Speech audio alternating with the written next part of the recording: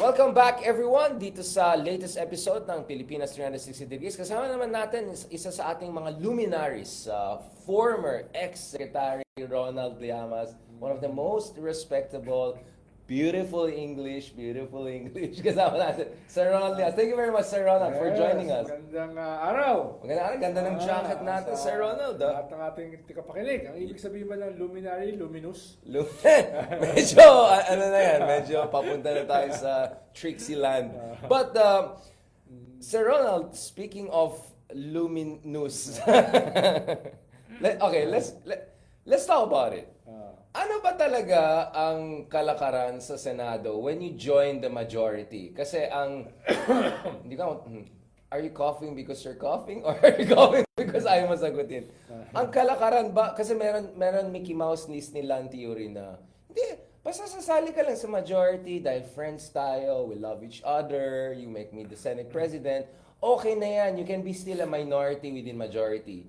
May iba naman nagsasabi, katulad ni Justice Carpio in our previous episode dun sa ibang platform natin na, hindi, may quid pro quo yan. There's no way you're gonna join the majority na walang kapalit. Especially if ito ay dominated ng DDS camp. So, Sir Ronald, where do you stand on that issue? You know, like, is there a quid pro quo when you join a majority, especially a cheese DDS-dominated majority?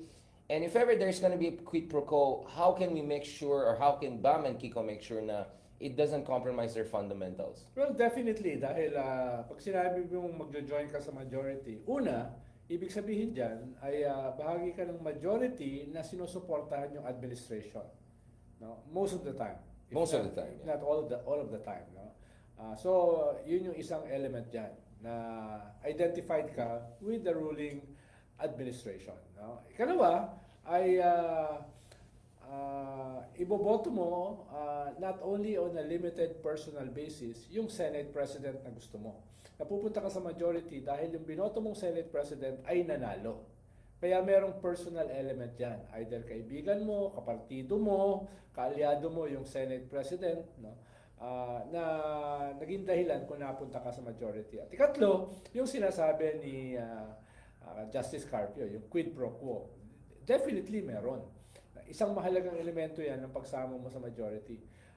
Meron ka makukuhang mga key chairmanships, committees, nasa first in line ka sa mga perks, sa mga insertions na dinedeny ng Senado, no? Kasama ka sa mga lump sums na dinedeny ng Senado na gustong busisiin ni Senator Ping Lacson pagpasok niya dito sa 20th Congress sa SONA at iba pang mga perks of being in the majority. So, yun yung tatlong variables. No? Usually, identified ka sa gobyerno, sa administration. Usually, identified ka dun sa Senate President na binoto mo. At usually, may kapalit yan na mga goodies, like chairmanships. Right.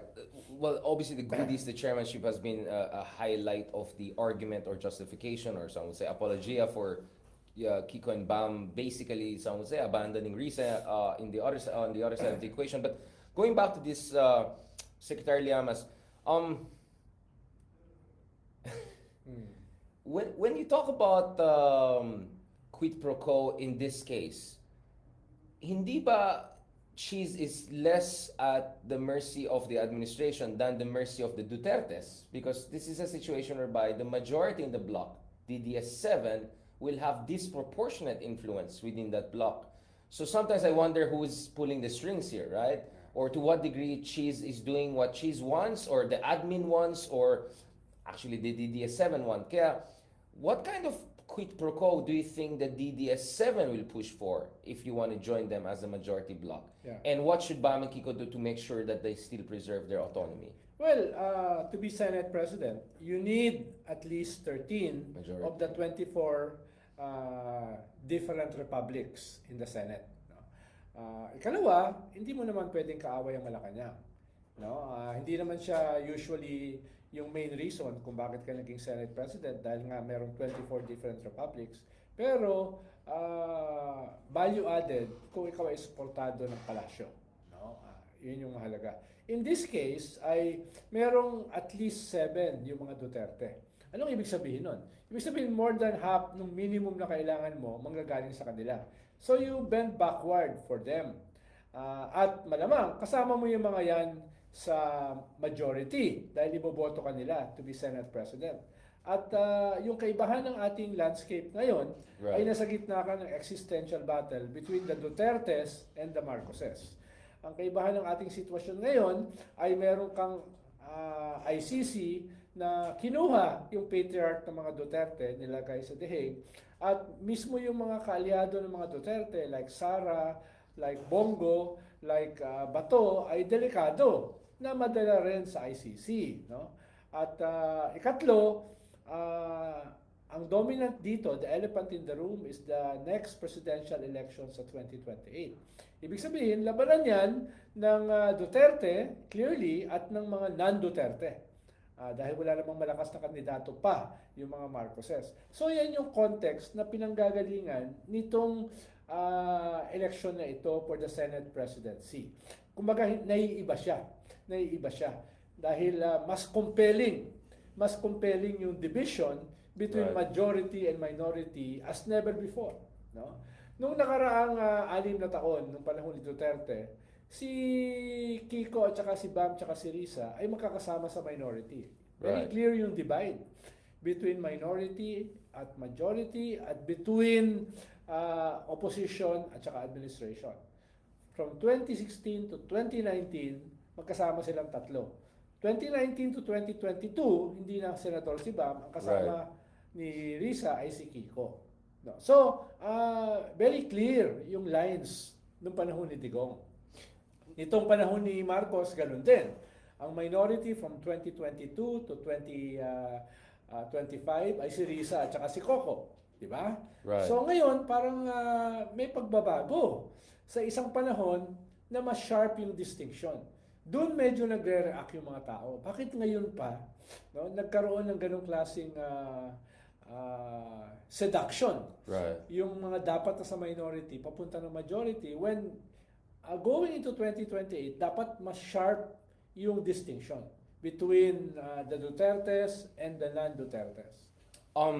Sir, of course, there is that big existential showdown between the Dutertes and the Marcoses. Pwede natin siguro on yung aircon kasi umiinit ang diskusyon eh. Pasensya na bro. But obviously there's also this dynamic. It's not a conflict, but there's this dynamic between basically the Leni Robredo understanding of where the progressive opposition should go or liberal opposition go, and what many believe is the Riza Hontiveros way of going towards it. Now, ito yung reaction ni Vice President Leni Robredo dun sa mga na-criticize.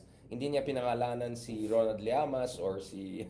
Charlie Darian. well, pero ito yung sinabi niya, marami pa rin kasi tayong mga kasama na mas puso yung pinapairal. Mas emosyon. Ako, kung gusto natin manalo, di pwede yun eh. Kung gusto natin manalo, kailangan mas malayo yung ating pagtingin at mas malawak yung ating pagtingin.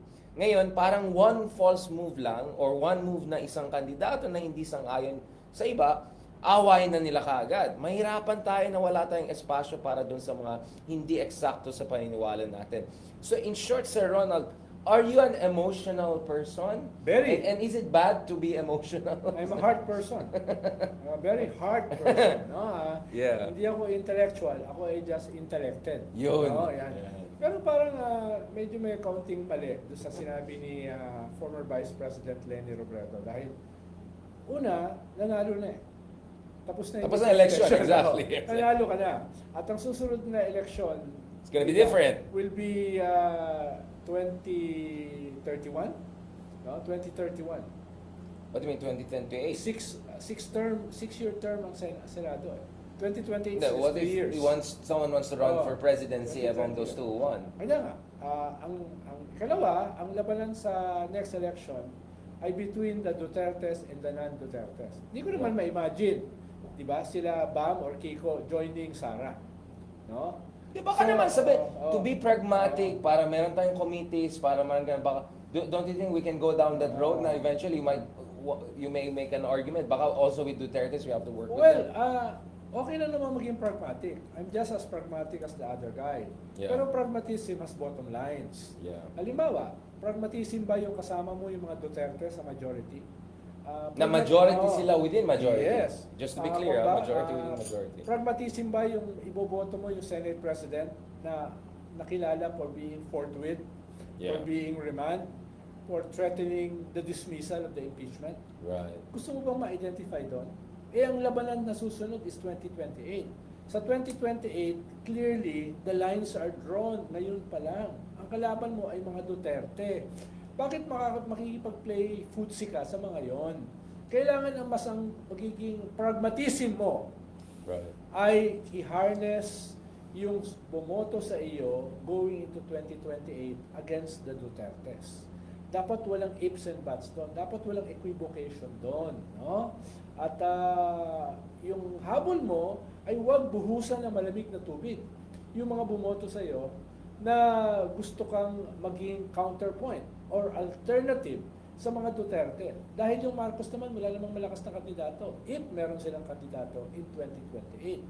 So, bakit ka sasama dun sa majority na yon? Nakasama yung makakalaban mo sa 2028. No?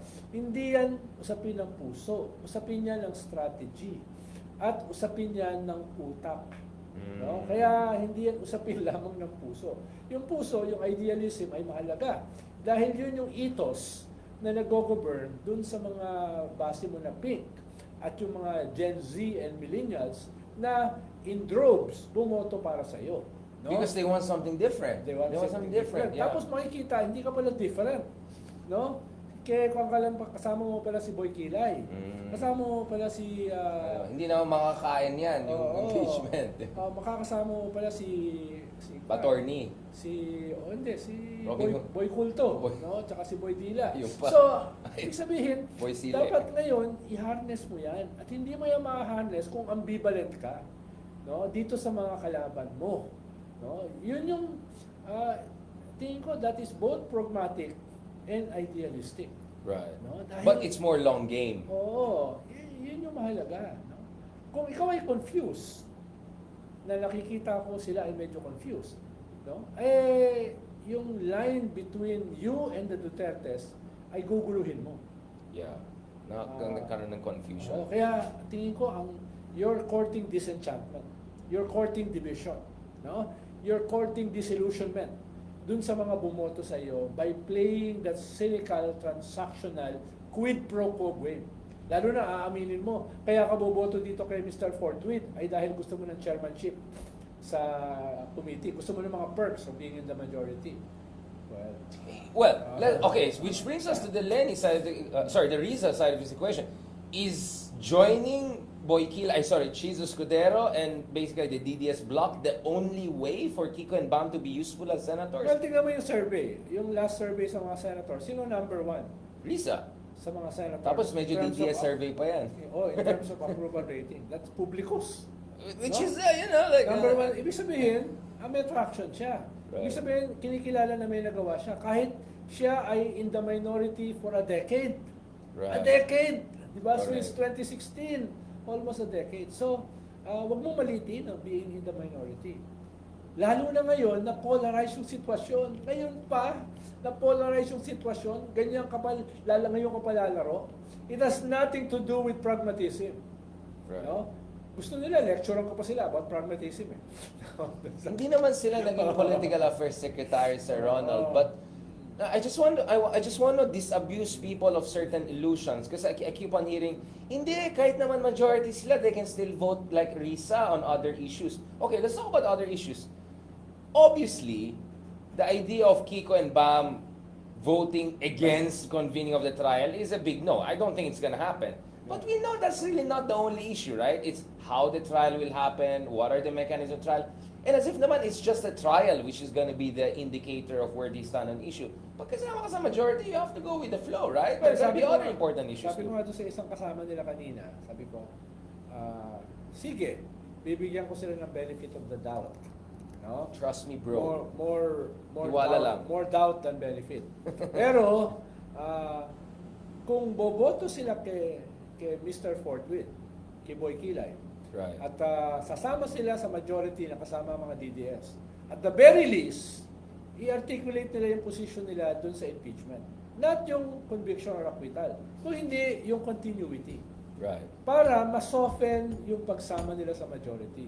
Dahil kung tahimik na nga sila sa usapin ng continuity, no? Yung dismissal na gusto ng mga Duterte sa impeachment.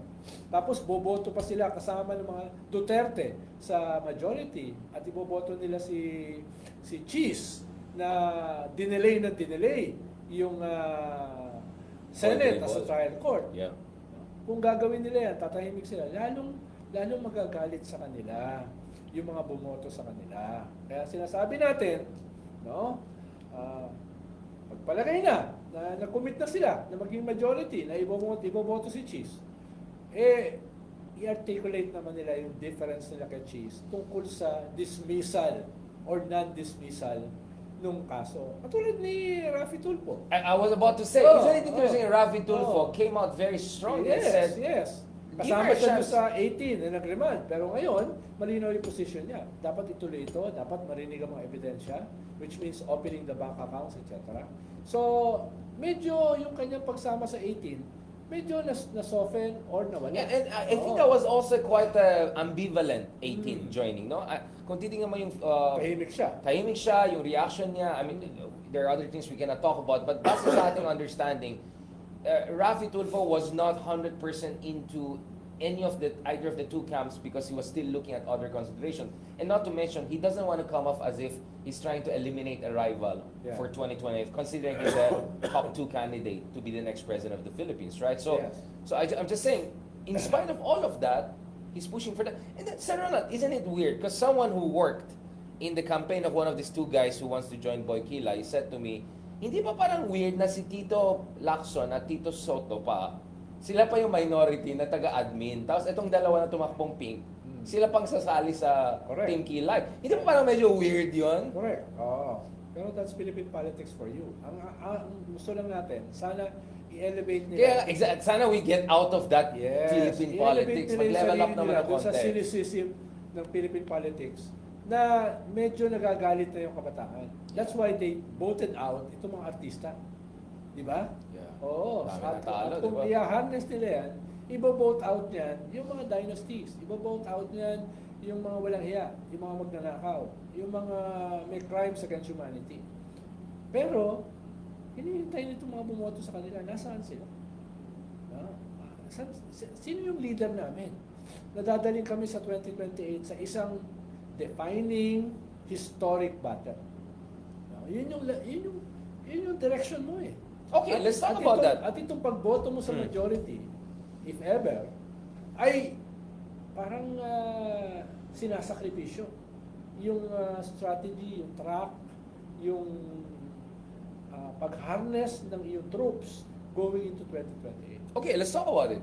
Because Sir Ronald, as we speak, again, scholars, you and I and a couple of other friends have been accused of sowing division. Tayo pa daw yung hindi lang emotional, tayo pa daw yung parang Ocean Saboteur, nag-intriga daw tayo, we're sowing the seeds of intrigue, and masyado daw tayong fanatic kay Riza. Like we're blindly personalistic by keep on saying Riza. And we have even some friends saying, bakit Riza kayo ng Riza? Wala naman ginawa si Riza para kay Checky Bam or at Kiko and Bam. Nanalo naman sa... Hello, And then meron pa- Harvey K, ikaw ba? No. And then meron pa ako narinig, hindi na ibang tao yan, meron pang isa pang version. Si Riza naman, yung mga committees niya, wala naman ginawang concrete, tangible, katulad ng education and agriculture na gusto nila Bam and Kiko. So basically, they're dismissing Riza's contributions and achievements. I'm not sure that's a very nice way of doing things. Are they trying to sabotage Riza? Hindi naman natin sinasabi na si Riza ang nagpanalo sa kanila. Dahil wala namang isang tao, isang grupo na nagpanalo It's sa a fact, kanila. many factors, Diba? yeah. Baka nga yung nagpanalo sa kanila, itong mga kabataan na anonymous.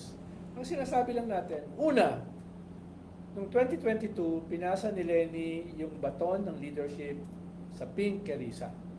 So, ginawa ni Riza yun. Nag-scale up siya against the Duterte, critical sa mga Marcos, kinatay niya yung mga dayuhan katulad ni Alice Goo, no, yung mga sekta katulad ni Kibuloy, yung mga criminals against humanity katulad ni Digong, Right. Ginawa niya yan, kaya siguro mataas yung kanyang approval rating dito sa latest survey sa mga senador. So nag-scale up siya dahil pinasa sa kanya ni Lenny yung leadership. Ikalawa, siya yung tumalong parang campaign manager ni Bam at saka ni Kiko Right. starting last year. Kung maalala mo, ang dami nilang mga memes, mga TikTok, mga Instagram, mga ads, no, na ang sinasabi, samahan niyo ako sa Senado. Right. Diba? Samahan niyo ako. Si Cheese? Ah, Si Risa pala. Risa, Sorry. si Risa. Nag-iisa kasi daw si Cheese Oo, kailangan niya. So, yun lang naman sinasabi natin. Huwag naman nila totally tanggalin si Risa. Right. No? Dahil yan ang sinasabi ng isang Harbike, yung leader ng Sir partido Ronald, ni Bam. No? ayan. Hindi, baka kasi hindi maunawaan ng mga tao kung sino to si Harbike. Hindi kasi marami No? sila. Ang Marami dami pa nila. akong pwedeng sabihin tungkol sa Harbike na yan. Wag na muna ngayon. Pero yun, no? Yan yung ikalawa. Hindi na ata Pilipinas. Philip Bardagulan, 360 na itong show. Tapos na to. ikatlo, ang sabi lang naman ni Risa, bukas siya sa 2028. No? Hindi naman yan sinabi Na siya dapat yun, siya. no? Kailangan lang may magsalita para may kakapitan itong mga pink sa midterm election, itong mga Gen Z at saka millennials nung midterm election at itong mga disenchanted sa unity. Saan sila kakapit? Kailangan may makita silang leader going into 2028. Pero hindi ibig sabihin nun na si Risa na. Kaya kung gusto ni Lenny, tingin ko, atras si Risa. So pwede nila pag-usapan pa yan.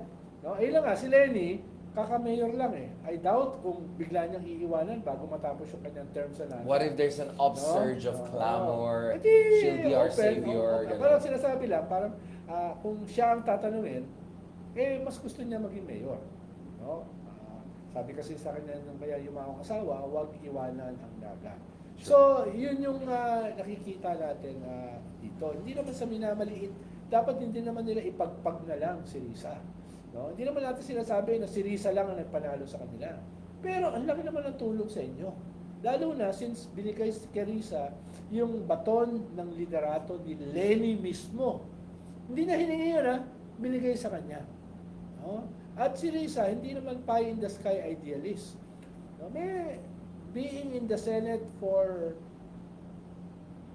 She's a survivor. She knows how to almost a navigate. decade. Yeah. Meron naman, naunawaan naman niya yung mga compromises para mapass yung bill mo. Right. Hindi siya Pero ideologue. wag Hindi naman siya nilang ideologue. sabihin na ang bigas, ang pagkain ay may kulay, no? Ang edukasyon ay walang kulay. Ang edukasyon ay walang kulay, no? May kulay yung edukasyon, kaya nga nagkaganyan-ganyan yung ating edukasyon. Kasi walang rule, Diba? walang Dahil dun sa accountability. 6 years ni Digong at dahil sa 2 years ni Sara as DepEd. Ibig sabihin may kulay yan, no? Kaya paano nagkaganyan-ganyan yung kulay ng bigas? Saan nangyari yung rice tarification law? Diba? Duterte admin. Duterte admin. May kulay yan, no? At hindi dahil ikaw ay nasa minority, wala kang magagawa, no? Para dyan sa mga basic na mga usapin ng Because you're edukasyon. 24 republics, Yes. there's collegiality, you can work it out, you can compromise. Exactly.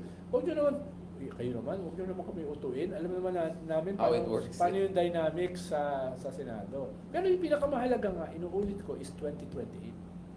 Yan bang gagawin nyo ngayon ay makakatulong sa 2028? Kung saan pag nakamalik ang mga Duterte, yung mga natitira natin mga institusyon, no matter how weak they are, mawawala yan.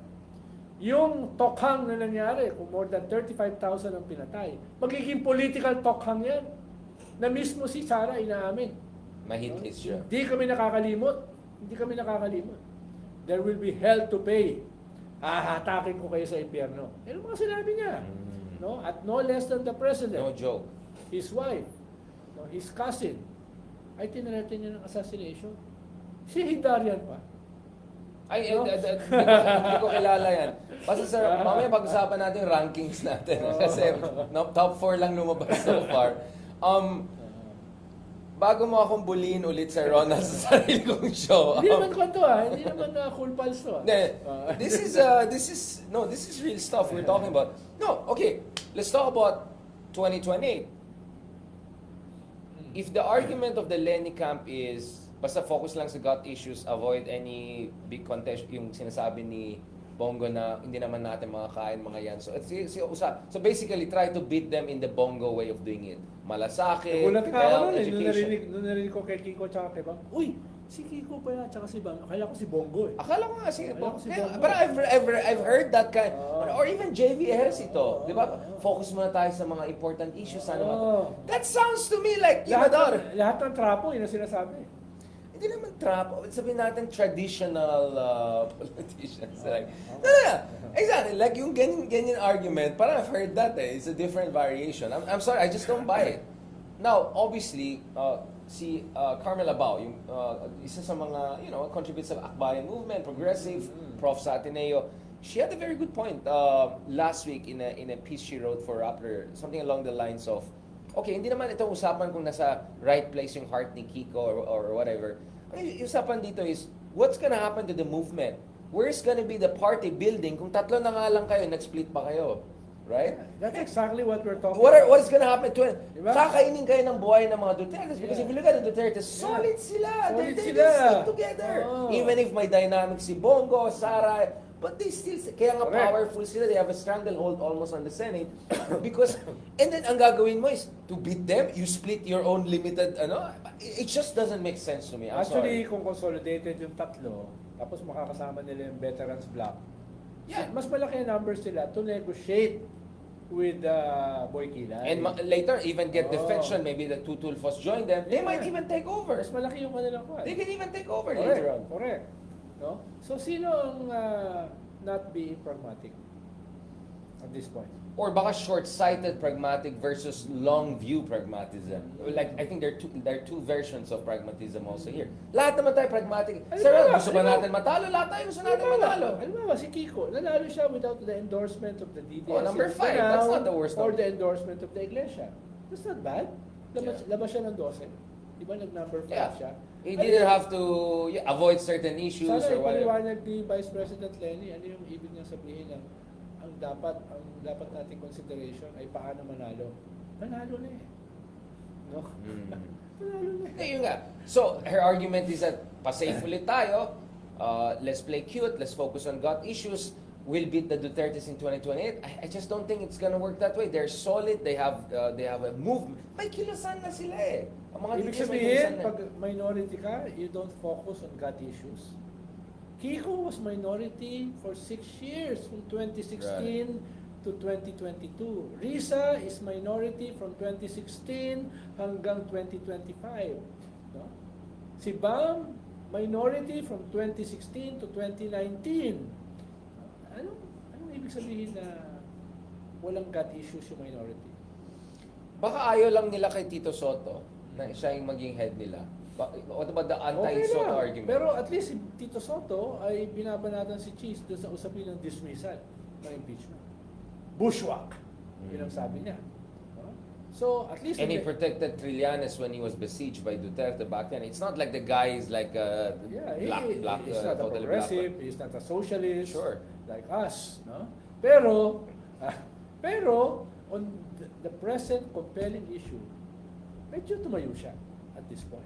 And No? tumayo din siya for Trillanes back in the day. Hmm. So we're not saying he has a perfect track record, but I think his track record was slightly better than Boy Kilay, right? Like considering what Boy Kilay has been doing. Just last one on this episode before we move to the more long-term issue of SONA, ICC issue, and balikan din natin yung mga challenges for the current administration. Medyo tumaas naman ang approval ratings ni BBM, but still a long way to go. Etong Supreme Court dynamic, where do you see this coming? Because Justice Carpio has been quite critical about Supreme Court potentially delaying or adding new layers of basically cheesing it up. But at the same time, he seems cautiously optimistic na sobrang sablay kasi yung argument na inherently defective daw yung the whole impeachment proceeding, na eventually the Supreme Court will come along. But there are people who are skeptical or have been messaging me saying na because maraming DDS appointed sa Supreme Court, at the end of the day, they're gonna sing to a certain tune. Where do you stand on that issue, Sir Ronald? Siguro baka dun lang yung nuancing namin ni Justice Carpio. Fundamentally, magkaparehas naman kami ng posisyon. Pero yung kanyang cautious optimism, sa akin mas cautious pessimism. Yeah. Because of the letter. Because of the order. Right. Ngayon lang ako nakakita ng ganung klaseng order. Right. Na tinatanong mo yung Congress kung nabasa ba nila yung articles of impeachment at kung naunawaan nila bago tinransmit sa Senado. Actually, sa legal jurisprudence, tinatanong lang yon kung yung kausap mo ay mentally incapacitated. No? Dahil yung mga rules kasi diyan ay separate kung kayo pareho kayong co-equal branches of government. Hindi kayo nasa ilalim ng isa't isa. So, hindi pwedeng tanungin ng Kongreso yung Supreme Court kung ano ba yung batayan nila para gumawa ng ganung klaseng desisyon. Hindi pwedeng gawin yun. Dapat irespeto mo yung isang co-equal branch. Ang trabaho ng Supreme Court is to interpret the Constitution. In this case, ang trabaho ng Congress is to impeach. Ang trabaho ng Senate is to convict or acquit. Malinaw yung lines dyan. So, kailangan may ganung klaseng separation of powers. Ikalawa, yung political question theory. Huwag mong tatanungin kung ano yung basihan ng ganitong pagboto ng kongresista. No? Dahil ang kanilang concern is policy. Ang kanilang concern ay politics. Hindi mo pwedeng questionin yun. Right. No? Purview nila yun. Purview nila yun no? At ikatlo, yung presumption of regularity. Ang assumption mo ay ginawa nila yung kanilang trabaho. Kung magkaroon ng justiciable case, doon ka papasok. Pero papasok ka para tanungin kung nabasa or naunawaan. Medyo classic judicial overreach yan. Medyo No? hindi So, reassuring kung ganyan yung tenor ng letter, kinakabahan ako kung saan pupunta yan. No? Kung saan pupunta yan. No? Sana hindi naman doon pumunta na mag-decision sila before the SONA or before yung pag-convene ng 20th Congress on the impeachment. Sana naman payagan nilang mag-prosper muna yung impeachment as a court sa 20th Congress. No? Until magkaroon ng justiciable issue, doon sila pumasok. Sana pag-usapan lang nila ito, pero wag muna silang bumoto. Sana, dahil baka mabanatan sila na, uy, 12 sa inyo, Duterte appointees. Bakit ganyan ang desisyon nyo? Bakit pabor kay Sara? So, ayaw natin mangyari yon, no? Kaya kinakabahan tayo doon sa tenor ng kanilang order na clearly may bias. No? Sana, hindi yon ang maging desisyon nila dahil may dalawa silang hearing next week, Tuesday at saka Friday. No? Pero ang pinaka-concern ko ay maglalabas ba sila ng desisyon bago mag-convene yung 20th Congress? Dahil para dun sa mga pro-DDS sa 20th Congress, para dun sa mga pro-cheese sa 20th Congress, ayaw nila na sila magpasya na to dismiss or not yung impeachment. Dahil malalagay sila sa damn if you do, damn if you don't situation. Ang gusto nila, para sa kanila, ang best case scenario, Supreme Court ang magpasya. No? Right. Dahil yung onus mawawala sa kanila, malilipat sa Supreme Court. Kaya nga dapat concerned dyan ng Supreme Court dahil ayaw ng Supreme Court na sila yung maging line of attack, target nitong outrage ng mga tao dito sa impeachment. Sana. Daming sana. Sana. Diba? Sana. Oo. Sana bukas na lang kita mamahalin ang ating team. Sana ngayon lang tayo. Sir Ron, before kung saan mapunta itong kantahan natin, let's close this episode because sa susunod na episode, we're going to talk about the upcoming SONA of President BBM, the legacy years. Bakit cough ka ng cough pag certain topic? And of course, itong issue ng ICC, balikan natin because there are also some interesting development on that front. And of course, we might talk a little bit about the greatest president in U.S. history. Kasi the president is also heading to the White House for some important meetings, especially in light of the new tariffs imposed on the Philippines, which in fairness is quite lower than the rest of the world, but still pretty big. On that note, thank you very much for joining us for this latest episode ng Pilipinas 360 Degrees. Go na tayo kaagad sa next, ha? Go na tayo. Baka may sasabihin si Sir Ron. Okay, go. Next. 1, 2, okay.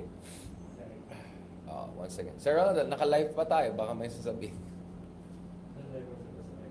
Bait naman ni Sir. Magaling ka ni Sir Ron dahil hindi mo sinasagot yung ibang tanong ko. Because gusto kita ipahamak, pero... Natama. Magaling. Dapat maging spokesman ka nga, Sir Ronald. Okay na si Claire? Okay. Battle of spokes.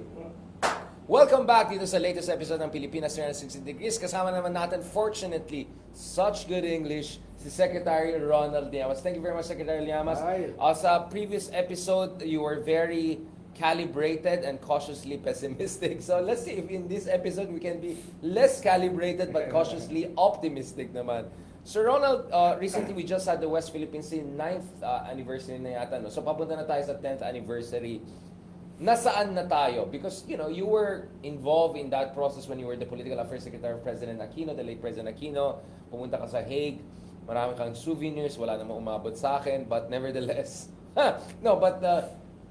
nasaan tayo sa West Philippine Sea issue? Are we moving in the right direction? Are we not moving in the right direction? If you look at, there was this graph na I posted na mga bansa na nag-express ng support for our arbitration case, ganun. Parang may Lithuania, may Romania, obviously Japan. Kahit isa man lang na ASEAN, parang wala doon. I mean, there's some partial positioning, Malaysia, Vietnam, ganun. Sir Ronald, are we in the wrong corner of the universe, or is it just that we're so lonely in this fight with China in the West Philippine Sea? Where are we heading? Well, alam mo naman kasi ang China, the second biggest economy, the Right. biggest standing army in the world, the biggest navy, no? At meron pa silang Belt and Road Initiative, yung New Silk Road. Kaya at may binubuo sila yung BRICS, no? Marami silang mga Levers variables of na influence, magagamit yeah. in terms of negotiation, especially in this region, no? Na kinakailangan ng maraming projects. Kaya understandable yung ASEAN, even if we don't agree with it. Next year, tayo magiging chair ng ASEAN. Right. Ngayon ay Malaysia. So we have to play nice. Kaya, tingin ko yun man yung context. Right. Pero nung kinall out natin ang China, the only country in the world na nagsampa ng kaso sa kanila sa UNCLOS, During your administration. and won that Right. case, na wala yung 9 dash line na yan, Right. na hindi ang China nagme-may-ari ng South China Sea. Right. One of the richest shipping lanes in the world, where 30 to 40% of global trade ay $5 trillion annually, yeah. dumadaan, no? Nagsimula tayong mapansin ng mundo as a global player. Right. At nakuha natin eventually yung respect ng mundo dito sa pagkapanalo natin. Na dahil yung freedom of navigation ay ang mundo ang dinipensahan natin doon. Right. Hindi lang ang Pilipinas. Hindi lang ito usapin ng West Philippine Sea na napanalo natin. At napigilan natin pansamantala yung island building ng China na nag-flourish nung panahon ni Digong. No? Not to mention the sovereign rights of the smaller claimant states. We secured that by questioning the 9-dash line, claiming the entire basin. Medyo Yeah. na-unite natin yung bansa Right. dito sa ating claims. More than 90% easily ng mga Pilipino na dati hindi alam itong West Philippine Sea, yung ating rights at saka yung Right. resources na rin dyan, ay ngayon nagigising dyan, lalo na yung kabataan.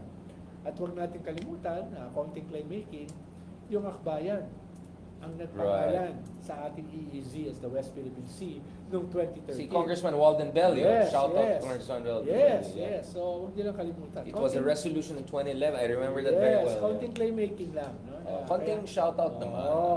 Kaya tayo nagkaroon ng West Philippine Sea. At eventually, tinanggap ng buong mundo. So, yun yung dapat makita natin gains dito. Una, we united the Filipino people. Kahit may mga traidor, makapili, mga treasonous elements na nandyan pa, na hindi naman sinasabi ko na sila yung mga Duterte. No? Hindi ko sinasabi Hindi natin yun. sinasabi yan, of course. We Ay, are. overwhelmingly, more than 90% ng mga Pilipino, hindi kasama yung undecided. Malinaw yung kanilang posisyon dito sa ating territorial waters. Ikalawa, yung sympathy ng mundo ay nasa atin. No? Kahit medyo tahimik yung ating mga kapitbahay. sa ASEAN. Gobyerno. Yung gobyerno yung nila. gobyerno. Hindi yung tao. Yeah. Yung mga mamamayan dito sa ating paligid, Right. yung mundo, ay appreciated yung ating struggle dito. Halimbawa, nabanggit ko na dati, nung na-meet ko si Scholz, Chancellor ng Germany, sa Berlin, more than a year ago. Si Prime Minister Sanchez. Yun yung una niya sinabi. Yeah. No? Yun yung unang sinabi. Si Macron, nung na-meet ko a year ago sa Paris, sa La Rotonde Restaurant, yun ang sinabi niya. At si Prime Minister Sanchez ng Spain, yun ang sinabi niya. Paano pa yung mga iba na hindi mo na-meet? Ibig sabihin, yung mundo ay gising dito. yung mundo ay gising. Talagang you have to say the restaurant, no? Oo, para baka kasi sabihin, baka sabihin, binubutol ko lang eh. Baka sabihin Ilan Michelin star ba yan, Sir Ronald? Hindi. Speaking of DDS, okay, let's talk about it. Sir Ronald, hindi ba tayo matatakot na maban tayo sa... Well, hindi ako binigyan ng visa, but hindi tayo natakot na maban tayo sa China katulad ng mga heroes like yung may trabaho katulad mo kay Digong na si Senator Tolentino. Aren't you badge of honor daw na he's banned from China now? What do you say about those kinds of heroes?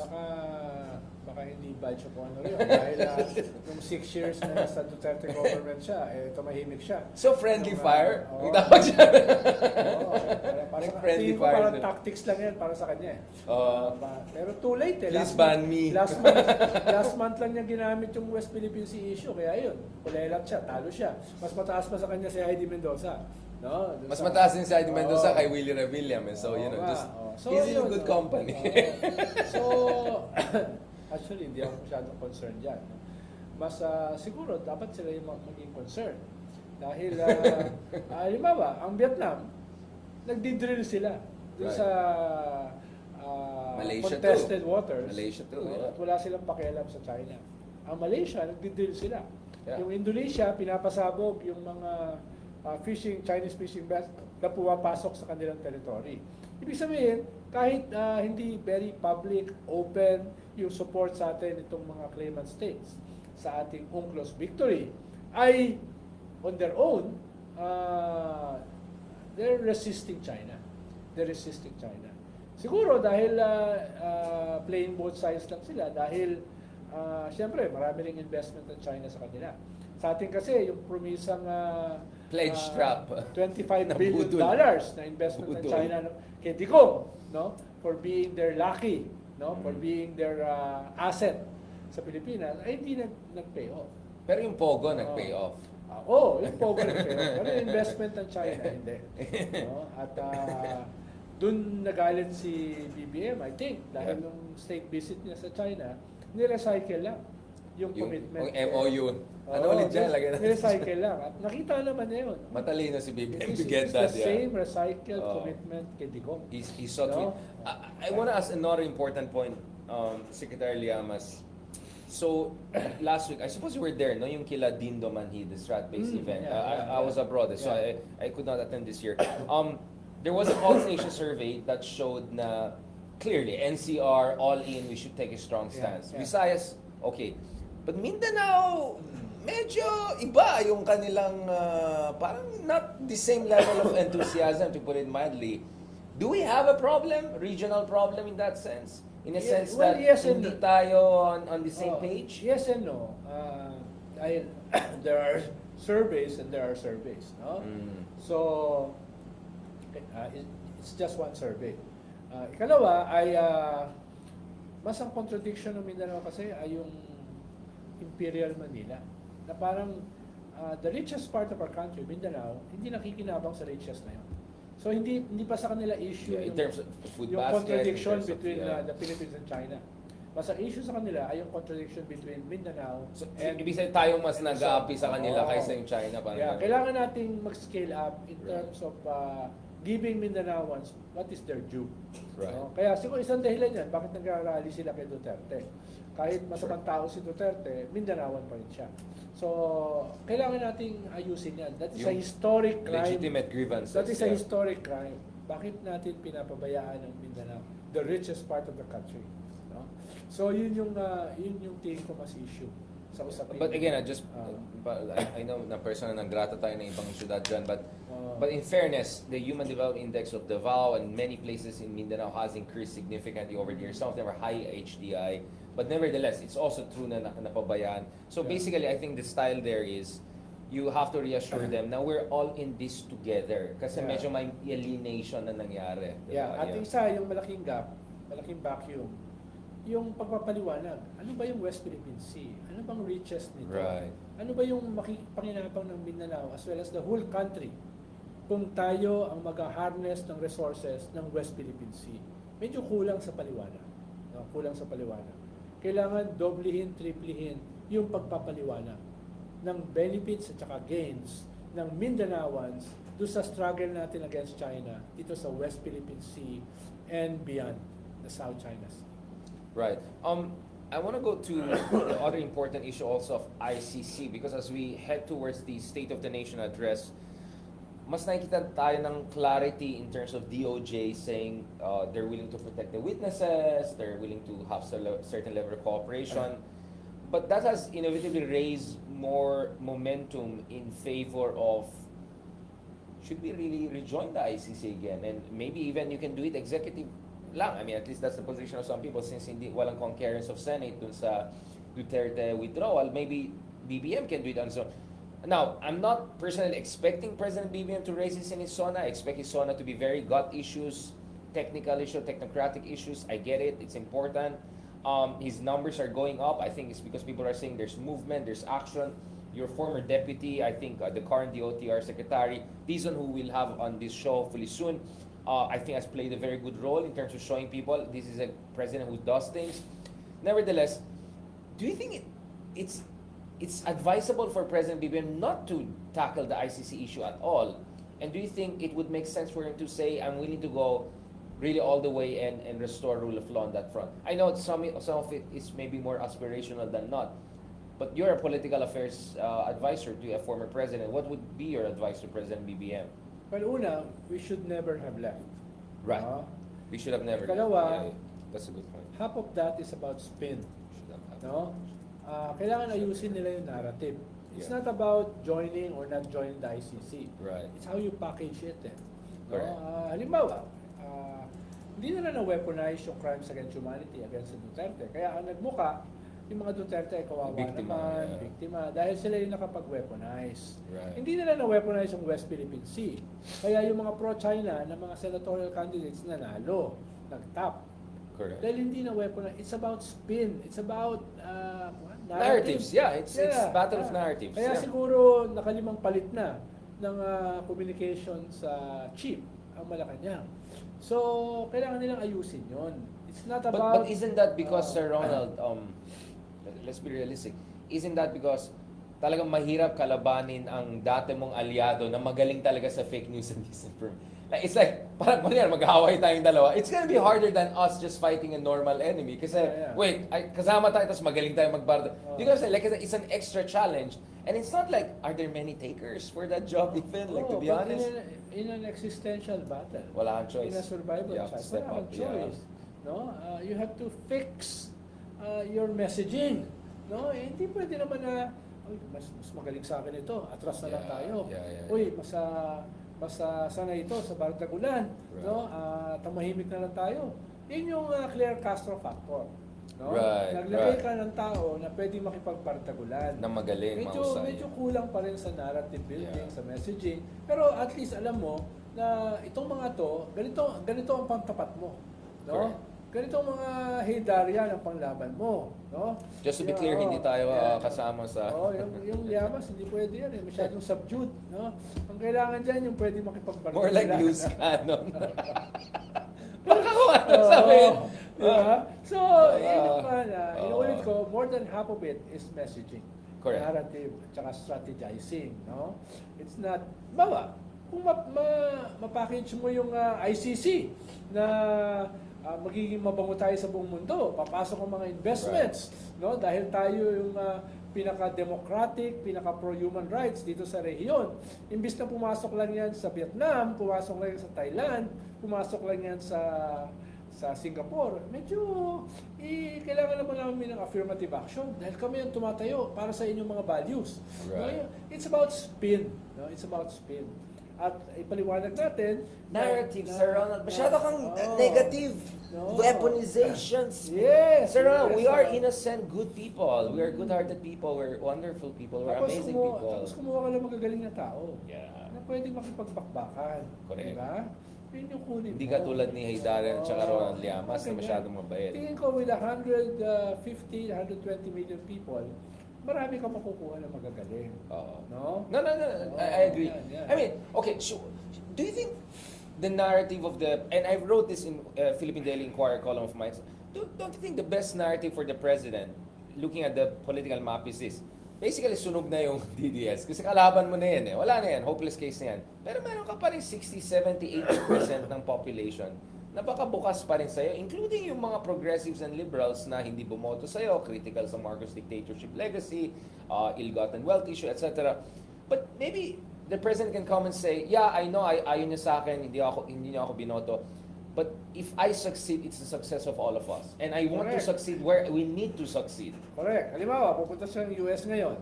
Right. Primarily para sa tariff negotiations. Negotiations, yeah. Kung bumalik siya rito, makakuha siya ng 10% tariff. Kumpara Instead sa of 20%. 20, yeah. Then you brought the bacon. Exactly. Diba? So, You help the Philippines. that's a plus for you. Tapos ikalawa, kung beyond yung iyong pinakita these last 2 months na mga low-hanging fruits, nakapila ka sa bus lane, sa EDSA, nakasumakay ka ng MRT, nilibre mo yung mga senior, 50% discount sa MRT, chine-check mo yung mga CR sa MRT, yung mga toilets, sa mga airport, etc. Beyond these low-hanging Basics, fruits, yeah. no, na nakatulong tumaas dahil nakikita ka na sa kalsada ka, no, hindi ka lang nasa Malacanang, ay dagdagan mo naman ng bacon, dagdagan mo naman ng reform package, diba? Right. Wag naman na puro low-hanging fruits lang. No? Halimbawa, itong pagpataw ni Finance Secretary Recto ng 20% tax dun sa savings sa bangko medyo, ng mga tao, ay naku, kabawasan yan sa kanya. Malaking bagay yan. No? Kabawasan yan kay BBM. So, wag mong i-contradict. Seryoso, 20%? Oo. Tanggalan natin, lagay natin sa, Oo. sa... Ang problema, immediate yan. Ibig sabihin, kahit Wala na. i-withdraw mo ngayon, may tax na yan. No? Oo. So, gawa ka ng reform package, di ba? Right. Tungkol dyan, na mararamdaman ng sikmura. Yung pinag-uusapan natin in the previous episode about gut issues. Yeah. Di ba? Ba't ka nag-hesitate na bigyan ng 100 peso man lang yung mga workers na sahod? Dahil sabi ng mga employers, inflationary, that's a lot of bull. No? Hindi yun inflationary. No? Makaka-create yun, makakadagdag yun sa consumption. Diba? Dahil ang ating inflation is not demand side, it's supply side. Ba't sisisihin mo yung 100 peso na isang mamunlok siopaw ang presyo doon sa inflationary na wage increase? So yung mga ganun ba? No? I-consider mo bawasan yung excise tax. Dahil pag bumaba ang presyo ng gasolina, bababa lahat. Tatamaan lahat. No? So, ayusin mo itong ease of doing business. Na, By the way, hindi mo- time deposits to, I'm just trying to be fair. Baka mamaya kasi we're hoping to also have Ralph Recto on this show for him to give his side. Ito isa time deposits yung sinasabi, hindi nung any deposit lang. So, Yeah. dun sa interest sa time deposit, time may 20%. deposits, no? Yeah. Ibig sabihin, kahit tanggalin mo ngayon yung time deposits, ganun pa rin. Ay, ganun ka pa rin. Oo. Yeah. Tatamaan Just pa to be rin. clear about the context. Oo. Sorry, going back to you, Sir Ronald. So you, Yun lang naman ang deposit ko eh. hindi kami katulad mo, kami very timely deposit lang, hindi kami time Medyo weird deposit. lang yun. Ba't ka pa mag-deposit kung mas mataas yung tax? Kasi kaysa yung interest. Parang nawala yung logic ng banking I mean, system. like, it's di ba? like, Oo. So, a reform package na gut level where mararamdaman ng mga tao yung bacon. O kung ayaw mong bacon, yung beef. Kung ayaw mo pa rin ng beef, no, yung Sige lang, Sir Ronald. something nutritious, Sige, no? sige. Dahil baka ma-high blood ka eh sa bacon tsaka sa beef. Yeah. Something Vegan nutritious, version. oo. Tufo. Oo, Tufo. Bring on yung the ganun, tufo. no? At panghuli, ayusin mo naman yung mga weak policies mo. Yeah. Diba? Ito yung mga mas So what are the medium areas term you think BBM should to- improve? To long term. Ito yung ayusin mo. No? Yeah. Na- But his numbers... Halimbawa, Yeah. sa utilities, masyadong Mahal pa rin eh. Mahal. Bakit? Dahil regulatory capture. No? Buti na lang, binawasan mo yung regulatory capture ng mga appointees sa energy. No? Tinanggal mo si Timalanta, tinanggal mo si Lutila.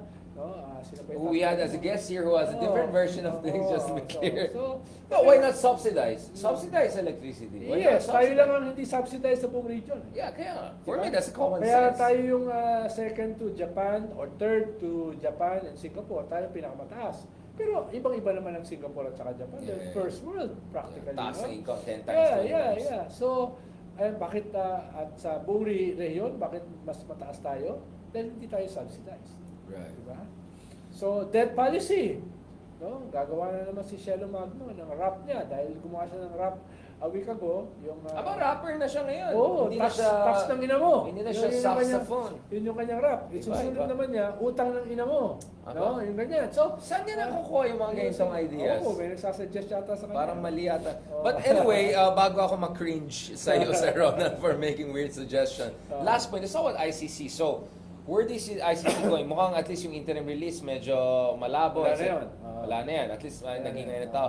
Apparently, there's a news that si Kaufman, yung ano nila, was involved in communicating, some would say, threat to Karim Khan, the warrant of arrest issues against some Israeli leaders, etc., and also potential additional warrant of arrest for, I don't know, was it Ben Gavir or Smotrich or some of these people. So mukhang itong Kaufman na to ay medyo maraming Hanap buhay. maraming ginagawa, so baka magaling talaga hinar nila Digong. Magaling ba? Saan ba Baka napupunta? magaling or epic fail.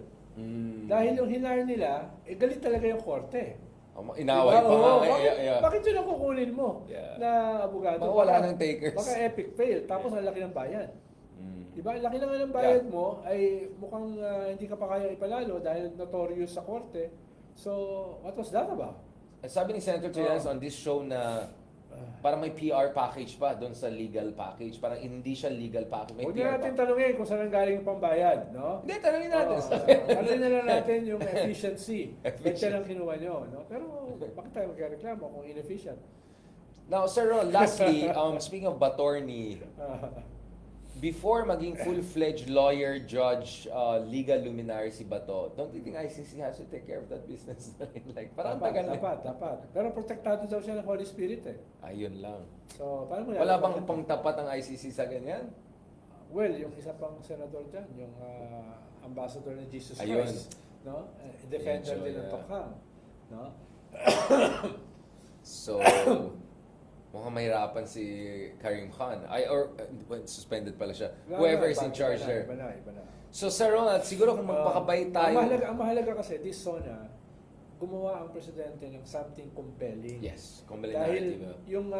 yung kanyang total ban sa Pogo, sa tinayuan, pinalakpakan, tapos na yun. No?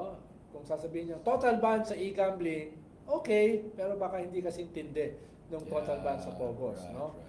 Ikalawa, yung kanyang West Philippine Sea, okay naman yun. No? Okay na. Pero kailangan may bagong message. Magsasamba pa kayo ng bagong kaso Additional arbitration, sa yeah. UNCLOS. No? So, kailangan yan. Ikatlo ay gut issues. Last two SONAs, anong sabi niya? Dudurugin niya ang mga kartel sa agriculture. Dudurugin niya ang mga smugglers, hoarders. Sino yung mga nakulong? Meron ba nadurog? Yeah. No? So, kailangan mag-scale up siya. Kailangan yung mga binabanata niya nung previous SONA, kailangan in the next few days, magpakulong naman siya. And on the impeachment issue, what should the president say? Hindi na niya pwedeng baguhin yung kanyang posisyon na nakadistansya siya. No? Dito sa But he said he's impeachment. against impeachment. Sasabihin na lang niya, rule of law. Yeah. Sasabihin na lang niya, Yung para sila ni Rafi Tulfo, Ayun, give her a sasabihin chance niya. to prove her innocence. sabihin na lang niya, Constitution. What's Right. anong sinasabi ng Constitution? The fundamental law of the land. Yun na lang sabihin niya. Indirectly, malinaw yung kanyang message. No? Na hindi naman niya binabago yung kanyang position before. No? Yun yung kanya. Pero kinakailangan niya something dramatic. Hindi pa yung ICC yun. No? Ano yung dramatic na pwede niya Right. sabihin? No? There should be a Deus Ex Oh. Machina. On that note, thank you very much, Secretary Ronald Llamas, for parang talagang mabait ka pag nandito ka with me.